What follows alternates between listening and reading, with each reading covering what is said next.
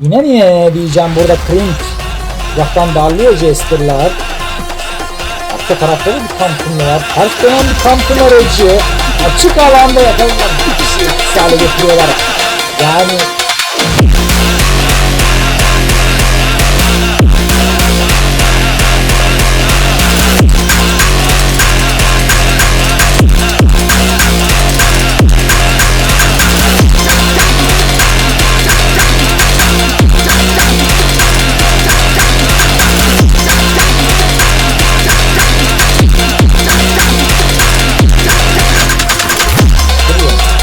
şimdi burada Clint Van vs. Lan bu ne oğlum lan bir hit tutturursun ya.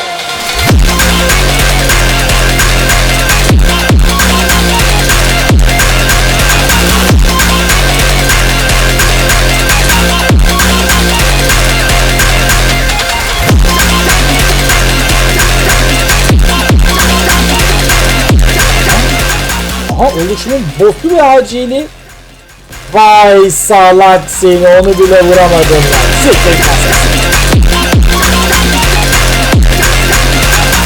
Oğlumun tabancası tak tak yapıyor.